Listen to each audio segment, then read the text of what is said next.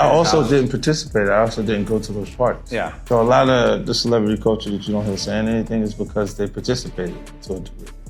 Was there a reason you never went to those parties back in the day? Obviously, I know what's going on there, but is there a reason you never did? I'm just not with all that freaky shit. Like all of the stuff that he's doing. All these folks be having freak off parties, man.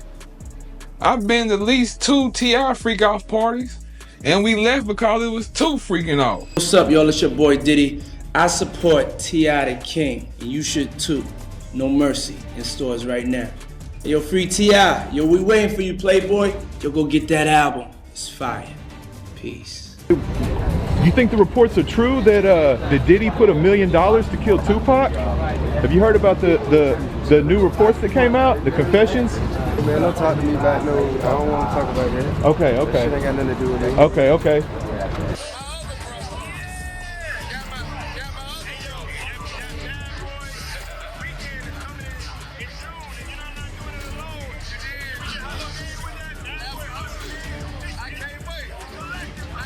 $50 Cent has started his fight with T.I. again, and this time he is making fun of him over some new claims. People are saying that T.I. was one of Diddy's special friends at his wild parties. This all started when someone from the music industry, who used to work with Jeezy, made a shocking statement. He said that T.I. was involved in Diddy's crazy party world. T.I. had managed to stay away from all the drama about Diddy until now, but if there is one person who will never let him escape, it is 50 Cent. This should not surprise anyone because 50 Cent and T.I. have been throwing insults at each other for many years. But now, things are getting worse.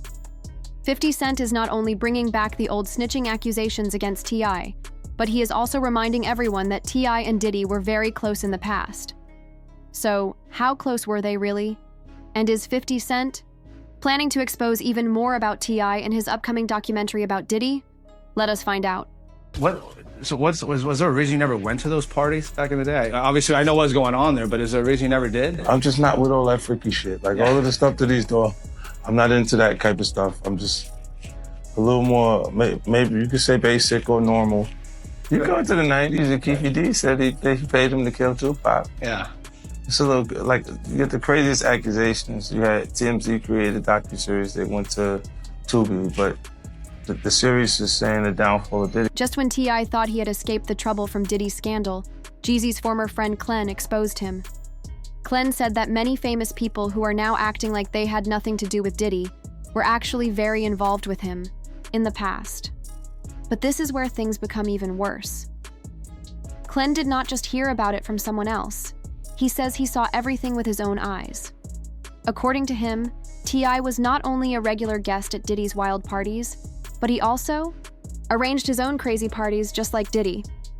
Like when you walking up to the house, you can see in the house, and you can he had like the steps that go up and the long balcony for the upstairs. Nice. So when we was there, when we got there, all we seen was Diddy. It's a Diddy party. He's up there in a robe. No lie, we was gone in 20 minutes. No lie. Jeezy even said, "Let's go." He said, "No, this ain't our type of party." I think he had a robe on with a bunch of people downstairs. What the fuck you got a robe on for, bro? Damn. Hey, the stories that they say, I believe them. Like the little sex Diddy orgies hell. and all that. Yeah. Diddy hell. He told us. Has that been the craziest stuff you witnessed at a party? Like Diddy, like something like that. Diddy in a robe or something. Man, I can tell you some. Man, I can tell you some shit. But we can save it for another time, though. Hit us one more exclusive, man. One more exclusive? Yeah, give us one man, more. All these folks be having freak off parties, man. I've been to at least 2 T.I. freak off parties, and we left because it was too freaking off. You know what I'm saying? Like, nah, we don't want to be around these motherfuckers. Motherfuckers walk around in silk pajamas and shit. Like, cause, see, our crew was different. Our crew was like, our crew wasn't soft. We ain't had no sucker ass, punk ass. But Clen did not stop there. He told another story about seeing T.I. at one of Diddy's famous robe parties, and here's where it becomes even more shocking. Clen also said that back in the day, it was Big Meech who used to throw these wild parties before Diddy became known for them. "I have seen T.I. at a few of those crazy parties," Clen said. "I remember one time when we were traveling with T.I. Here is the story. After a show, we all went to a big hotel suite. I did not know what was about to happen. There were people everywhere, and then, out of nowhere, things became really crazy. 2 people started some kind of eating contest, and believe me, I am not making this up. The wildest part was that one of them was a woman who always said she was a lesbian. Her girlfriend was there too, and she joined in as well. Clen shared even more details, saying, "Man, we were all there." And someone said, "We have got some girls who can do that better than your girl can." And just like that, things became even wilder. Anybody who was there will remember that night. If I am lying, I am dying. He then said that the first crazy party he ever went to was not even Diddy's, it was a Big Meech event. The first real freak party I ever attended was a Big Meech Freak-a-Leak. Anybody who was around back then knows about those wild nights at the Eclipse. Man, they had those big penthouses, and that was where everything happened. I remember, after leaving the strip club at 3 or 4 in the morning, all the girls came back to the condo, and the party just kept going. It was completely crazy. With Clen mentioning Diddy, T.I., and Big Meech all in the same interview, you already know 50 Cent was not going to ignore it. But this time, he is not just making jokes or posting memes. According to people close to him, 50 Cent is watching everything closely, taking notes, and planning to include all these shocking details in his upcoming project. In his upcoming documentary Diddy Do It, set to release on Netflix, 50 Cent is ready to settle old scores and expose everyone who has crossed him. When it comes to T.I., it looks like 50 still has some things to say, and insiders are saying that T.I.'s name will get a lot of attention. To understand why 50 and T.I. do not get along, let us break it down. 50 Cent's main issues with T.I. come from a few things. First, there was T.I.'s strong desire to have a versus battle with 50 Cent, and he practically begged for it. Then, there is the fact that T.I. has thrown shade at East Coast rappers like 50 in the past, which made things even worse. But the main reason 50 keeps bringing up T.I. is because of the CrimeStoppers ad. Back in 2007, T.I. got into major trouble after facing gun charges that could have landed him in prison for up to 20 years. But instead of serving time, he appeared in a public service announcement asking people to help fight crime. That move made 50 Cent angry and is one of the big reasons the beef still goes on. In the CrimeStoppers ad, T.I. said, "Some people call me T.I. This is about another kind of T.I. that can help our mothers, our sisters, our brothers, and our fathers. Help get the criminals who hurt them off the streets. All you have to do is call crime. Stoppers Atlanta. Tips can be anonymous, and there is even a reward. The number for CrimeStoppers Atlanta is 424-577-8477. That is 424-577-TILL. As soon as that ad aired, a lot of people in the industry were not happy about it. It did not take long before T.I. started getting called a snitch. And of course, 50 Cent was one of the first people to call him out. 50 wasted no time taking shots at T.I. in his song, Guns. He rapped, "You are so tough rapping, get caught with 10 machine guns, only get 12 months. Oh, we do not talk to me. You talk to him, you talk to them. I have the best lawyers money can buy. They said they would have gotten me 10 or maybe 9. I asked, how do you explain how homie breeze? They said, keep your mouth shut or you eat the cheese." So, here was 50 Cent, throwing serious shade at T.I. for that ad and the whole situation. People started questioning how T.I. managed to avoid serious charges so easily. And if that was not enough, things got even worse. This all happened right after T.I. suddenly disappeared from the BET Hip Hop Awards in 2007, just hours before he was supposed to perform. Instead of being on stage, he got arrested by the feds on federal gun charges. It turned out that his own bodyguard, who had secretly been working as an informant, gave the authorities 3 machine guns and 2 silencers after T.I. spent $112,000 on them. From that moment on, the streets never let him forget what happened. T.I. was already a convicted felon, which meant he was not allowed to have those weapons in the first place. But even after pleading guilty, his punishment was surprisingly light. He only received 1 year of house arrest, 1,500 hours of community service, and some unclear prison time. That is when 50 Cent stepped in and called out the situation in his song, You So Tough. He pointed out that even with the best lawyers, someone facing charges like T.I.'s would usually be looking at least 9 to 10 years behind bars. But somehow, T.I. managed to avoid all of that. Naturally, 50 Cent suggested that T.I.'s easy. Deal may have come with a catch, like maybe he gave up some information in exchange for a lighter sentence. Soon after the song was released, 50 Cent was asked about his thoughts on the situation.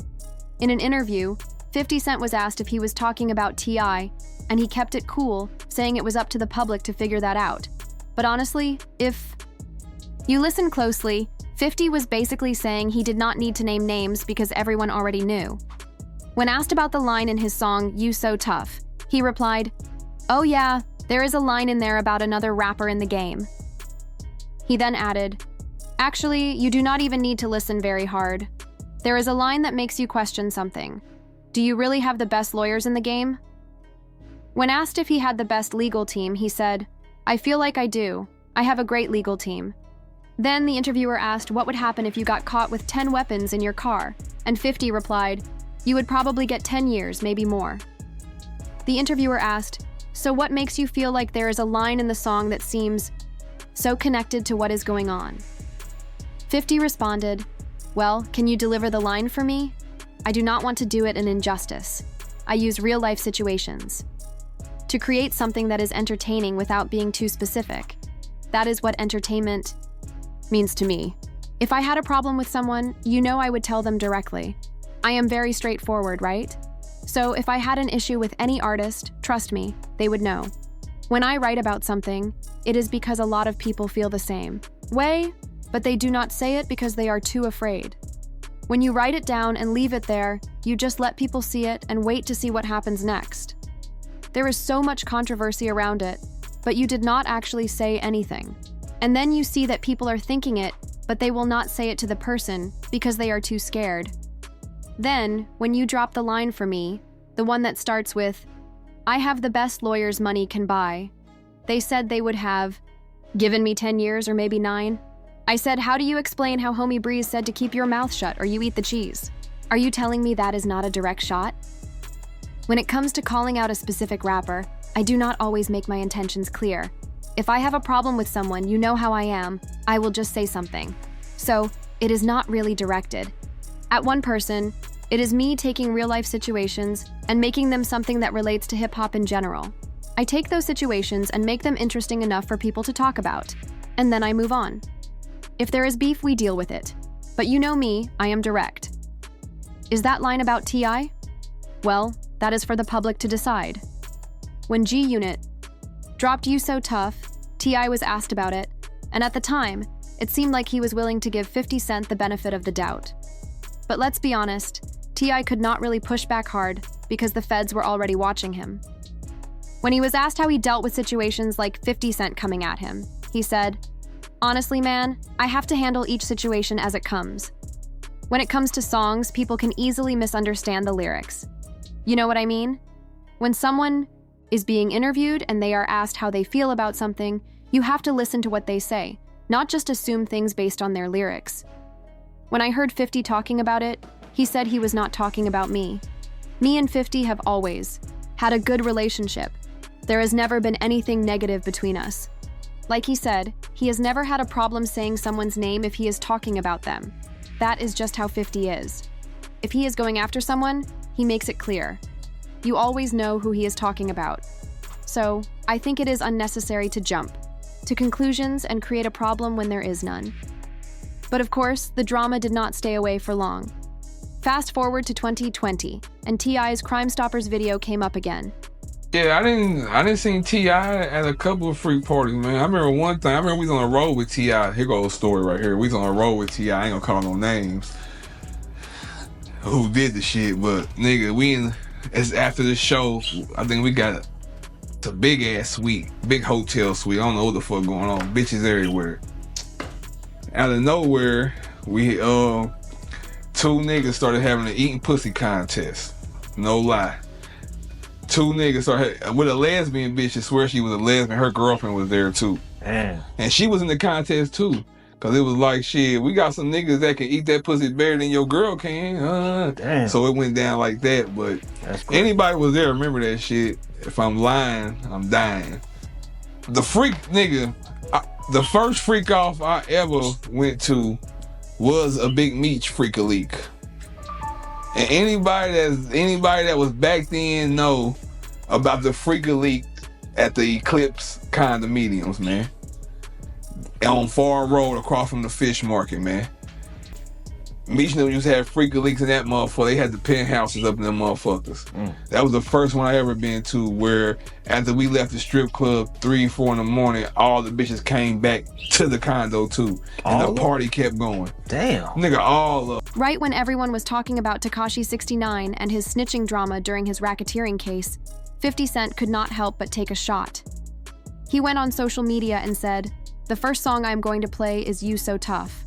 And he also posted the CrimeStoppers video along with a clip of the song. It did not take long for T.I. to respond. He quickly jumped into the comments to deny any snitching, saying he never helped the authorities lock anyone up. But T.I. did not stop there. He threw some shade at 50, suggesting that maybe 50 had some snitching secrets of his own to share.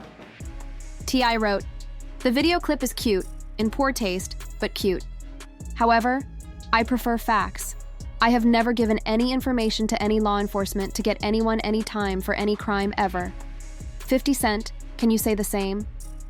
But T.I. was not finished. He took 50's post, shared it on his Instagram, and added a long caption where he once again challenged 50 to a versus battle. T.I. wrote, "I will take this as an acceptance of this catalog." T.I. clearly took the challenge and said, "Let's set this up so I can finally shut this watermelon head invisible neck ninja up once and for all." He denied any involvement in snitching, saying, "As far as this clip goes, it's cute, old, outdated, and in poor taste, just like your catalog 50 Cent. However, I prefer facts. The fact is, I have never given any information to any law enforcement at any time in my life to get anyone in trouble for any crime. Supreme told me to ask 50 Cent if he can say the same. Well, that's all I have to say about that." He added, "So, let's set a date and choose your songs from that one hot album you have, and let's finally put your overrated, outdated catalog to rest. Rest in peace to 50 Cent's catalog. I've seen you push around all those New York guys for years. But you are not the king. You have met the right one. Bring me to bully." It was clear that 50 Cent got under his skin because T.I. couldn't let it go. He kept trying to clear his name from the snitching rumors. After going off on 50 in that Instagram post, T.I. jumped on Instagram Live with comedian Kelly Kadub Walker and spoke about it again. T.I. got really angry and said, "All this talk about snitching won you in your life. If you see a snitch, slap him when you see him. Knock his." T.I. spoke up about the violence in Atlanta just days after the Chicago rapper King Von and 2 others were tragically shot and killed in the city on November 6, 2020. T.I. shared a post that said, "Atlanta is a beautiful, progressive city filled with Black excellence. We lift each other up and win together. Stop coming here to kill each other. That is over. Handle your problems in your own city. Thanks in advance, King." T.I. seemed to be calling for peace, but 50 Cent had a different opinion. He decided to call T.I. out again. 50 Cent shared a story on Instagram from King Von's sister, Kayla, who asked 50 to step in and help the family. Kayla wrote, "And these are facts. The energy T.I. always puts into other people's business should be the same energy he uses to make things right with his daughter. No way is my brother 50 Cent getting involved with this." When 50 saw Kayla's story, he decided to speak directly to T.I. He said, "You need to calm down. You are making a mistake by saying anything. There are real people hurting right now. I do not know what you were thinking, but you should think again. They loved him. He was their way out. You probably do not even realize that." T.I. stayed quiet for a little while after all the drama with 50 Cent, but we all knew he would not stay quiet forever.